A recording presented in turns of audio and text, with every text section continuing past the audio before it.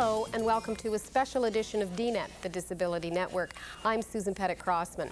Today, we'll take a hard look at people with disabilities in television, and we'll see how people with disabilities are portrayed in advertising. But first, we'll look at the role of disabled people in broadcast journalism. More than 15% of Canadians have a disability, but you wouldn't know it from watching TV. Television is supposed to reflect our society, but people with disabilities are rarely included in this picture. In an industry that's 45 years old, broadcasters are now just realizing that everyone must have equal access to the airwaves, both behind the scenes and in front of the cameras. But it's going to take a lot of work before this happens. 5, 4, 3, 2. Good morning, I'm David Onley, and that's the view out behind the studio here at 299 Queen Street West. That's actually looking down Richmond. David Onley is one person with a disability who has a successful career in broadcasting. What do you want to do for the second interview then? Well, perhaps one of the participants. As a child, he dreamt of being a TV announcer. His dream became a reality when City TV's president, Moses Znaimer, spotted him on television promoting a book he had written.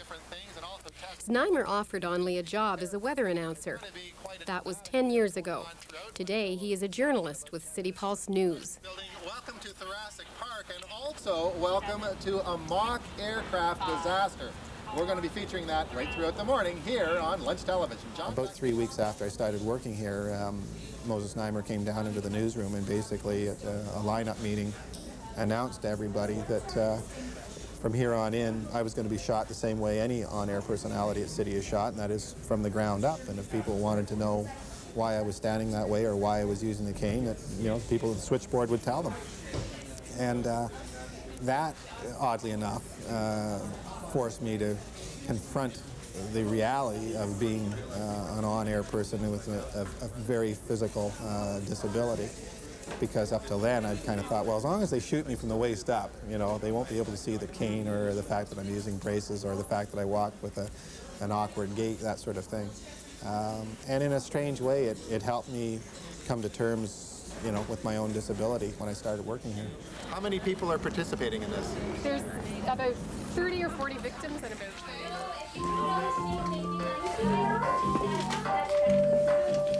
Top 10 reasons to come back to Seneca next year. Number 10, secretaries taking mandatory course in phone manners. Number 9. Seneca College is one of many training grounds for budding broadcasters. Joanne Smith is a second-year broadcasting student. She, like hundreds of other graduates from similar programs across Canada, are competing for few jobs in a highly competitive industry. Number 6, milk and cookies after nap time. Set yourself up so that you can read it as you do it. And keep the line even with the lens as much as you can. That's on 3. Okay, whichever camera you're doing it on, okay? There's so many different areas you can get into despite the disability.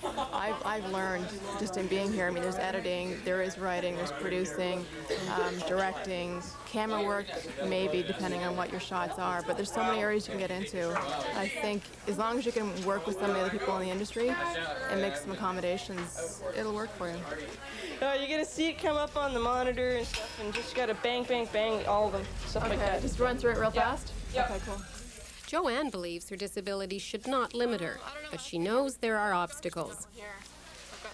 A lot of times, though, broadcasters start off as field reporters, and that's where I'm going to run into trouble because a lot of the situations, it's last minute and you're out there, and a lot of the places are not going to be accessible, and that's probably where I'm going to have some trouble. And whoever I'm going to be employed by, I'm just going to have to try and work out some kind of arrangement with them. Bill, Mark, can you give me a hand up here, please? Sure. Usually I snap my fingers and they're there. I think I have some different experiences. I think I've got a different perspective on different situations, and so I think I can offer perhaps a new perspective on stories that are being done or things that are happening in Toronto. Michael Monty runs Seneca's communications program. He believes that broadcast schools should accommodate disabled students, something Seneca is still working on. That we've got 2 or 3 areas that we're very concerned about making accessible. They weren't designed that way when the building was built, and we have to do something about it. And especially, we're in a situation where this is a good example. It used to be that we have to be concerned about making all spaces accessible to the physically disabled. Now it's changed on this campus. Joanne can't get there. Steve is having trouble getting there. It becomes a very personal thing, and it said, well, we've got to help Steve out. I mean, come on, let's fix it tomorrow. Some of the control room, for example, in one of the stages that you saw, yes, it just wasn't designed that way, and that's what we're going to be working on this summer because it has to be. And do you need the ramp? So you guys got the, you know how to use it? Yeah, in shipping and receiving, or? Yeah, okay. I fortunately had been at Scarborough College, now Scarborough campus of the U of T, which is a tremendously accessible building by and large, and was designed that way from the early 60s. And so it really wasn't until I started to get out and look around that I realized, boy, you know, there's some real problems here in terms of parking type access and access within the building itself. I'd even had to turn down an opportunity of the acceptance of going to the law school at Queen's University simply because the building was virtually inaccessible to someone like myself. Certainly it would have been for anyone in wheelchairs. And for me, using, you know, long leg braces and a cane, it was just too tough. Just couldn't do it. Canadians who have been held hostage by Serbs. When we return, the spring of '94. Currently, very few people with disabilities are included in broadcasting. But in order to reflect society, broadcasters need to put people with disabilities on TV. David Onley believes there are strong reasons for doing this. Television grossly underrepresents the disabled community on TV, just in terms of a reflection of what our society really is. And I firmly believe that the problem related to the primary problem facing the disabled, of integration into the society, of getting this horrendous 80% unemployed rate for adult disabled persons whittled down to, you know, closer even to the national average, is all dependent on television. Television changes people's perspectives. It changes it. It's the most powerful medium that's ever been developed. This is not news to say this. But I firmly believe that if television just took the lead and simply took the initiative by producers simply deciding to put a qualified disabled person on air in a variety of positions, whether it's the sports person, the weather person, the reporter in the field, in a wheelchair. If this was starting to happen, I think perceptions would slowly but surely change, and maybe faster than anyone would possibly believe. You can help protect yourself by simply buckling up.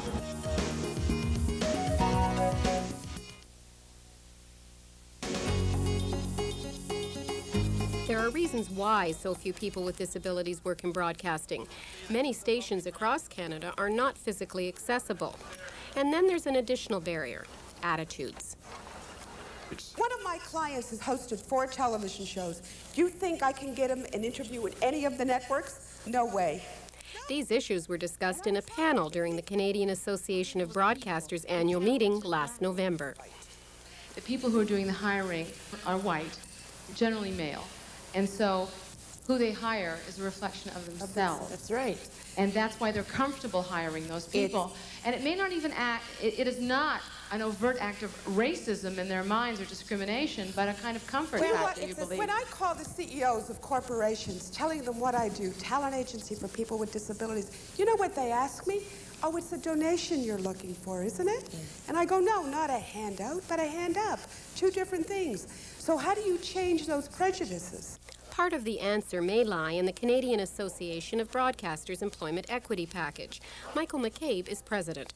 He sees equity as an important issue. If we don't stay at it, and again, as a national organization, if we don't stay at this and continue to encourage and enable and assist our broadcasters to do this, and they start slipping back and don't do it, the CRTC will be back and regulate us, and we don't particularly want that. We want to move on this, but we want to do it in a way that works best with our businesses, so that there's a real incentive for us to keep at it. And we'll be back with this sort of thing, with this same sort of message, But I hope we've cranked up the message. I hope we've made it more pointed and more sophisticated next year in Winnipeg. The greatest challenge I think we have, apart from keeping Canada on its own screens these days, is to build real diversity into the system. Keith Spicer is chair of the Canadian Radio and Telecommunications Commission. The CRTC acts as a regulatory board for broadcasters. Spicer wants broadcasters to look at equity issues seriously. I went around the country, I think, to 8 different cities and met virtually all the major broadcasters and told them we wanted action, serious action. We said, this is the first warning. We're going to be pressing you very hard on the employment equity front and on promoting people who are not fully represented in the system. We want everybody to be given a much better chance. So this is now the second stage of that. We are asking these questions quite regularly at public hearings. You know, when licenses come up for renewal, it's on our question list all the time now. Currently, out of 14,000 people working in the private broadcast industry, 160 have a disability. They represent just over 1% of the entire workforce. In the Canadian Broadcasting Corporation, out of 12,700 people, 124 have a disability. They represent under 1% of the entire workforce. Fran Cutler is CBC's Employment Equity Manager. She admits their record must improve. CBC's track record isn't as good as we'd like it to be. There are a number of reasons for that. Hiring has dropped off dramatically in the last 5 or 6 years with successive rounds of cutbacks in the CBC. But we haven't stopped hiring altogether.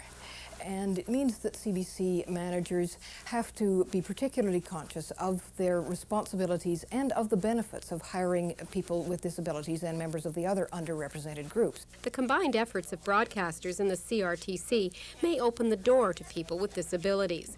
Technological advances will also help disabled people enter the industry. When you've got electronics to do the drudge work, what you need is creative people to do the production, and to be on air, and to do the kinds of reporting that need to be done in the community, and to create and keep the connection with the community, and people who are disabled can do that equally as well as others, you know.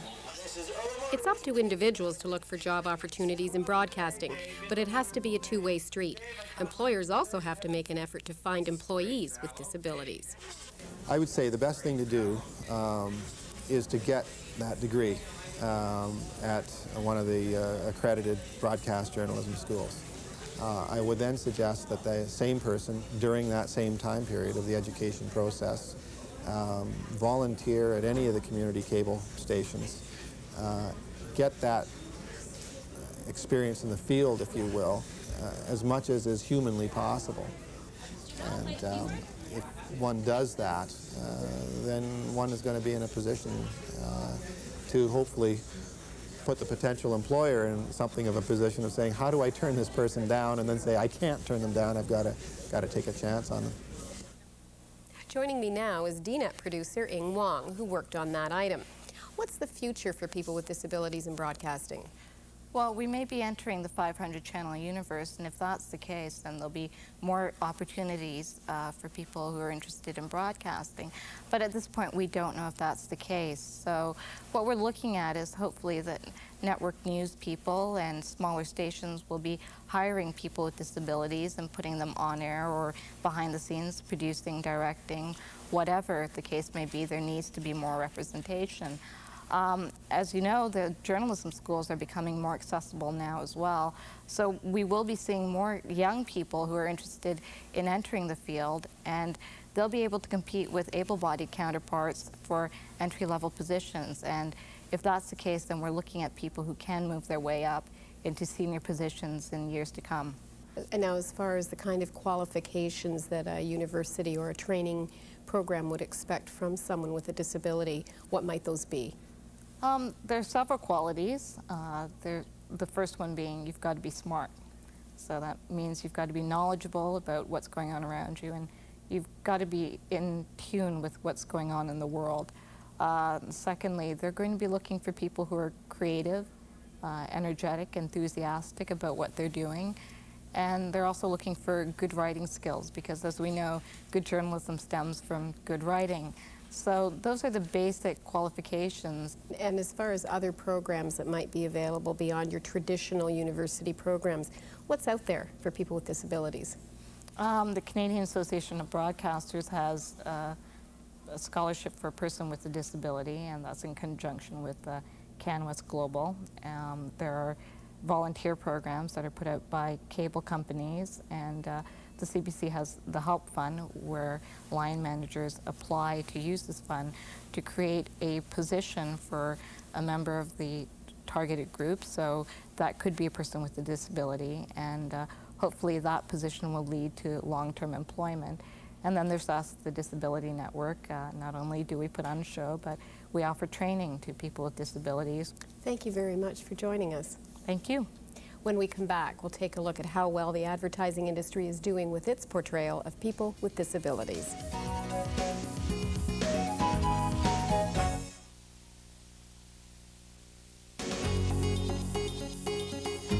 Television has the ability to mold attitudes, set standards, and create role models. The immense impact of television advertising on viewers can't be measured. Now advertisers are using people with disabilities to help sell products. This brings up a number of concerns about just how people with disabilities will be portrayed and who will control those images.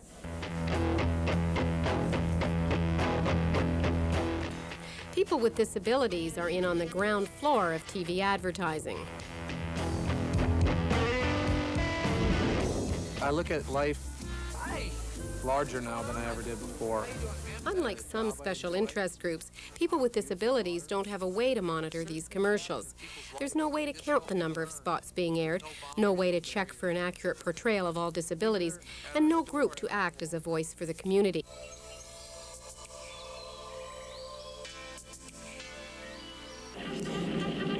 Jerry Goodas has been in the advertising industry for about 30 years.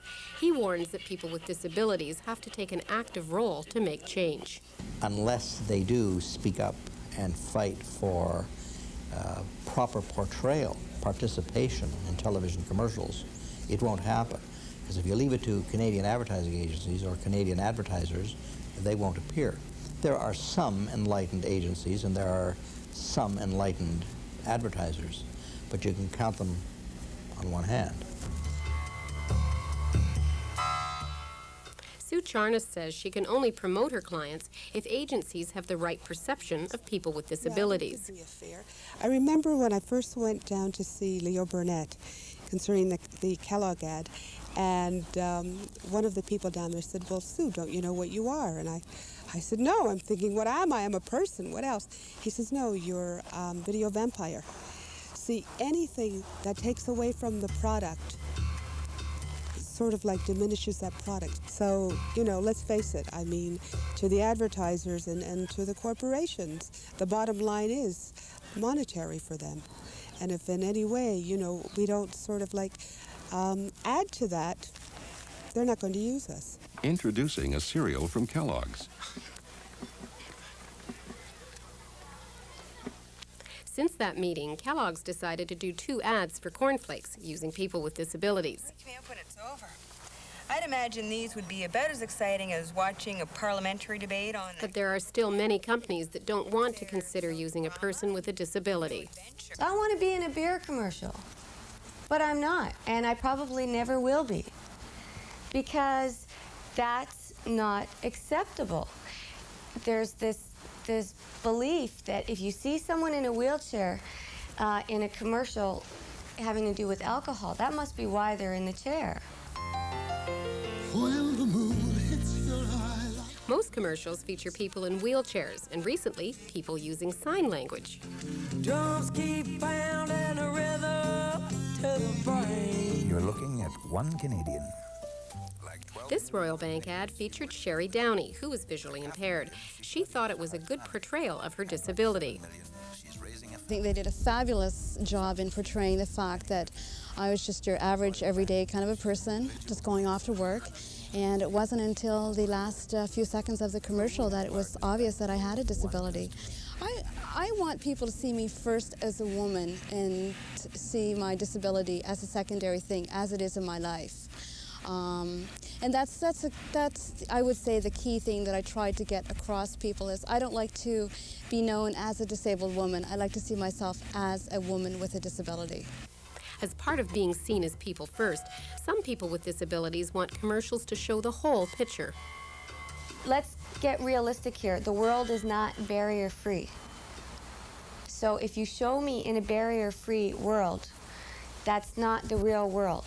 So many people's opinions change when they see persons with disabilities doing kind of the mainstream things like everyone else does. It's kind of like, well, hey, you know, sure they can do it. Why not? You know, one stereotype that I get a lot is people say, well, do you play basketball? Assuming that I do. And I think it would be a stereotype if the first person on a sitcom in a chair was a basketball player, or was portrayed in any other way that might be stereotypical. So I think it's a good idea to stake out the ground now and say this is who we are and what we can do. Just let us do it. But we don't have to be superheroes either, you know? I mean, showing us sort of as everyday average Joes, too, is a good idea. People who like cats, whatever, you know. Believability is one of the primary objectives of people in advertising, but it seems to be a hard thing to achieve. We think that customers value a realistic portrayal of who they are. In the instances where we show customers in ads, it needs to be consistent. But do advertisers portray everyday life? Mike Arnett works for Canadian Tire. Canadian Tire hired a person with a disability to appear in the spot, but after editing, they didn't actually show the disability. He's just one of the extras, one of many folks in the ad. They're sitting around a table at a breakfast. It happens to be a Mother's Day breakfast, and in fact, it's not apparent that that he has a disability in the spot. Mm-hmm. So do you see the fact that he uses a wheelchair, is that right? Yes, that's right. Yeah, so you don't see the wheelchair at all, or you catch a glimpse of it? Or? I don't believe in the final edit there's any evidence of it whatsoever. Oh, so really? that wasn't intentional, it's just the way it worked. I was there when we were shooting. The first objective was to make sure that we took the opportunity to cast him. If it was something that worked over the course of the production of the spot and it was evident, fine. If not, then that's fine too. Part of why I do commercials are so that I can be given a voice to speak about what I think is important, and I think that this is real important. We're out there. There's so many of us out there that have disabilities. Some are more obvious than others, but that makes it no less or more important. You know, we want to have the same rights as everyone else does. And that's not going to happen until, you know, we're more visible. The question about control over the images remains. People with disabilities don't have a monitoring group to act as watchdogs over the advertising industry like those formed for women and children. This means that control over the portrayal of people with disabilities still remains in the hands of the advertisers and their agencies.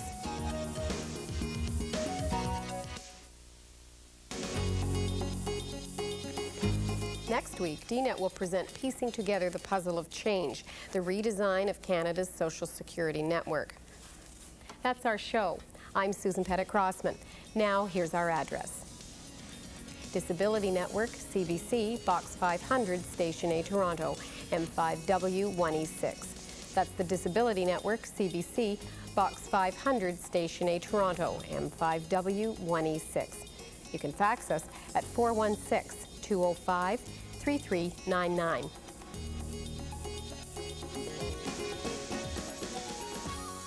This program is brought to you in part by the Centre for Independent Living in Toronto and the Canadian Association of Independent Living Centres.